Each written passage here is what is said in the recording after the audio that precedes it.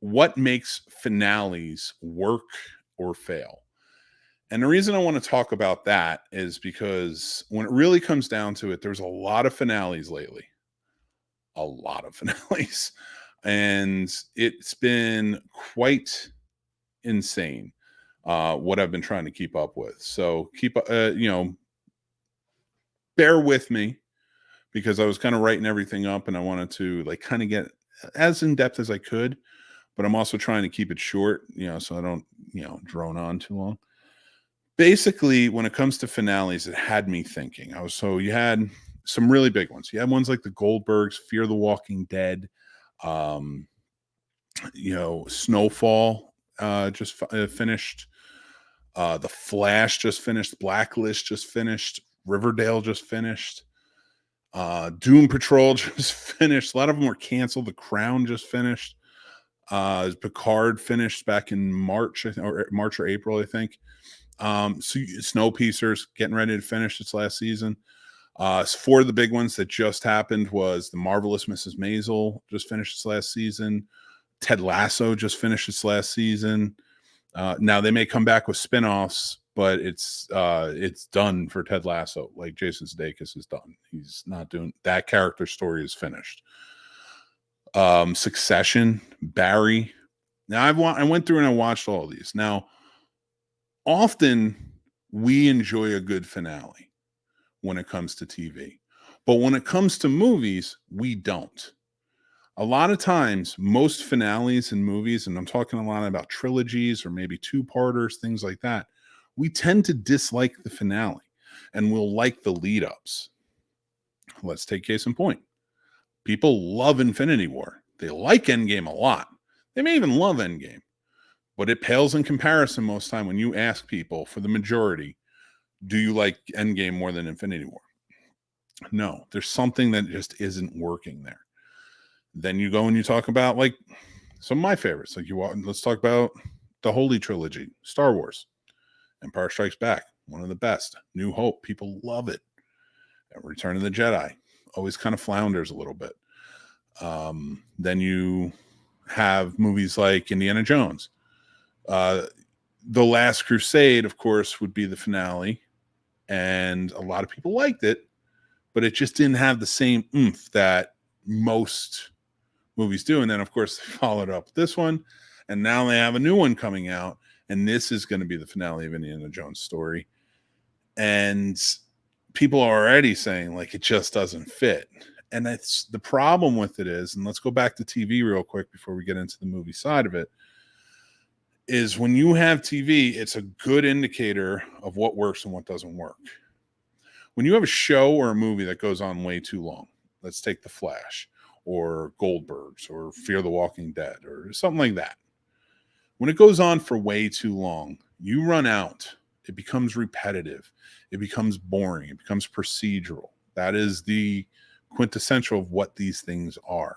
So by the time you get to your finale, yeah, people are tuning in. They want to watch. They want to see how it's going to end. But they're tired. You're already shooting yourself in the foot. You get to 8 seasons, your finale is already done.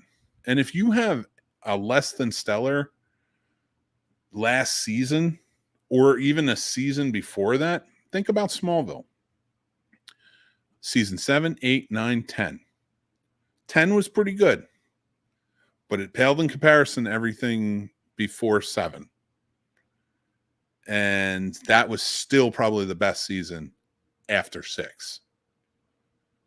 I know it seems a little crazy and I'm jumping around a lot, but 7, 8, and 9 destroyed it. And when you have bad seasons coming back to back to back and you're throwing in fan service to try and fix it, things like that, your finale is not gonna work. It destroys the idea of ending it. A lot like Buffy, another one. At the end of when Buffy finally gets her happy ending where she can walk away in the 7th season, she's now gone. She can walk away. She finished. The Hellmouth is closed. And I'm going to get with you on this, guys. Don't worry. I'm going to be going through the comments. I do want to talk about this stuff with you guys. But when you get to that point, you forgot you ended this in season 5 and she died, and it was one of the most beautiful endings of all time. You've now sullied this, and 6 was not a great season. So by the time you got to 7, which was a pretty good season, you've gone too long. You should have thought about this. You should figure out how you want to end it. That's why so many great shows like Breaking Bad, the ending was magnificent. We still talk about that finale. We still talk about certain finales like those things because you know they were planned from beginning to end. That's why I still maintain that Back to the Future or Lord of the Rings, these things worked. These finales worked. You may not like Back to the Future 3 compared to the first one or compared to the second one, but it works within the realm of the 3. It is a good, solid finale. You may not like that it's over and the time machine is gone. That's fine. You don't have to like the aspects of the finale, but it is a finale that works, and we can at least adopt that notion of it.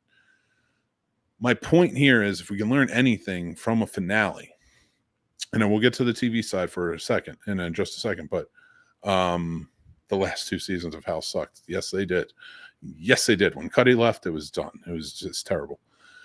So when you get to your finale, if you don't have a clear, concise plan leading up to it and how you're going to end it, or if you extend it for money or this, that, or the other thing, you're dead in the water. Your finale is going to suck. You need to know. You cannot expand on things, or you have to take a drastic route and change it and go a different way so you can lead yourself down to a new finale. Now, let's go back to TV for a few minutes. Let's talk about the 4 finales that were pretty damn big last week. Succession. Now, you had 4 seasons of Succession, and you can't help after that finale but understand that they had the understanding of what this was from the beginning. Maybe not exactly how it was going to go, but they knew exactly who was going to take over, what was going to happen, and where this was going to go, and how it was going to bite them in the ass. Though the 3 kids were never going to be able to succeed in taking over their father's business. They never deserved it. And I watched that show saying to myself, if these kids in the end take over this business in any way, any one of them in any way, shape, or form, I'm going to hate this because none of them deserved it. They were horrible. The father was horrible too, don't get me wrong, but he built it. They didn't build it. They didn't do anything for it. Now it's a good show. It is. It was a little cynical for my taste, but it's a good show. And that's a taste thing. That's not knocking the writing or the filmmaking side of it. That is a very good show. HBO produces some great stuff. But they ended it properly. Barry, on the other hand, another HBO show, ended it perfectly and then went on for another 10 minutes. An idea of this isn't, you should have known how to end your show. This isn't it went on too long and they just didn't have an idea of how they wanted to end it. I think that he knew exactly how he wanted to end the show from beginning to end, and he had it set in motion, but he wanted to do it in such a way where it got a little Shakespearean on him, and he should have ended it exactly the way it was. The name of the show is Barry, and it should have began and ended with Barry. No more, no less. Leave it up to us to figure it out afterwards. And after a character that is in the title is no longer a part of this show, and I'm not going to give any spoilers away, it's done. And that's where it should have been done. And that is why a lot of people were not happy with how it went. It went on too long. Now let's go to the next one, Marvelous Mrs. Maisel. This is a show that from the beginning sets up this idea that now it is very extravagant. It is very all over the place. It is this type of show that just Amy Sherman Palladino, who also did Gilmore Girls and lots of other stuff, this is who she is.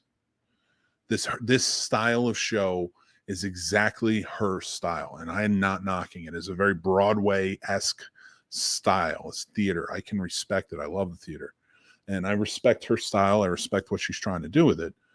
But finale-wise, what bugged me about it is you get to this 5th season, and now you were growing for 4 seasons. And then in this 5th season, it's so condensed. It's all about this talk show. It's all about this late night talk show. And she's just trying to get on that. And that's what she's putting all of her stuff on, and how it kind of plays out. Now, I liked it, but I just didn't think it was an effective finale. I thought it was just too tied up. And the fact that you have to do time jumps, I'm not a fan of. I don't mind time jumps maybe in the last episode. Like, okay, we'll tie up the little stuff. Well, what's happened with this character that we don't really need to know what's going on? But, we can tie it up that way. Like, what happened with this person? What happened with this person? Callbacks are great. Easter eggs are great. But when you get to that point and like you're doing all these jumps, time jumps to show like, oh, she did become famous. She did do this. Oh, she became really successful. Oh, he did this. But there's so many plot holes there. You didn't tie up anything with a lot of characters on that show. And then you were tying up things with characters I didn't need to know what happened with Lenny Bruce and her. I know what happened with Lenny Bruce. It's heartbreaking. He never even had to come back on. I mean, I'm not mad that he did, but it shouldn't have been a center of this whole thing. And that shouldn't have been Maisel's, and I call her Maisel because a lot of people don't know Midge. That's what they call her on it. That's her name on it. Mrs. Maisel's, that's like her humanity. And why even have the kids in it? Like, because the kids were never a part of this, and it was just terrible. She was a terrible mother in it. That's a whole different thing. The finale didn't work. It was too rushed. It was too crazy, too all over the place, too many jumps. And that was a show where it could have worked. Because then let's go to the fourth one I want to talk about, and that's Ted Lasso. I've never been... I'm a huge Ted Lasso fan. I thought the show was great. A lot of people knock the positivity of it, but I really think that's a great idea. There's so many cynical shows and movies out there, negative things that I will watch because sometimes you need that too. But I need the positivity too. And it's okay if you can have an overt amount of positivity if it tells a good tale. And it did. The thing I liked about this last season, and I didn't think it was a perfectly executed final season, but they were tying things up. They had their right amount of callbacks. They had the right amount of Easter eggs. And then even in that last episode, they did their time jumps, which seemed very dreamlike, but they also kind of made it seem like this could be a dream. It could just be a Ted's dream at the end. And he goes off. But you get the idea of everyone's happy. Everyone's living the life they need to live, and everyone's life is tied up. We're done. That's a finale. We're good. And that's where movies tend to fall short on a lot of things. Movies will have very long, and I think it really comes down to money always, is we have executives wanting to elongate or stretch out so much to make more money. I did see Harry Potter there. I didn't read Bilbo Swaggins, which I love that name. I didn't get to read his whole comment, and I will in a minute. But it was one of those things where it's like Harry Potter was broken up into two stories. Now, I didn't think it needed to be, but it was. And I've often heard from Harry Potter fans that it's not their favorite. And I hear that a lot, and that becomes a big thing. Fast and Furious. If this becomes 3 movies, I think that's going to be a big problem. I don't think it should. And honestly, after all the drama and turmoil that comes with this whole thing, and now Jason Momoa, who was literally the best part about Fast X, the best part, and in some instances, the only good part, is now has beef. I don't know. It's just a whole bunch. I don't even know if I want to watch those anymore. But let's get to some of your comments. Let's talk about it. Hopefully I kind of conveyed it to you a little bit. That's kind of what I want these to be, and I'm working on them too. I want to, this is my first one, and it's my first one after a vacation, so I was kind of tweaking it a little bit. I will have more coming on. So if you guys are watching or listening, please let me know what you think. Let me know if there's any topics that you would like to see me cover. But I will be back with more. And, I will be working on them. So hopefully throughout the summer, they'll get better and better. Let me know what you think.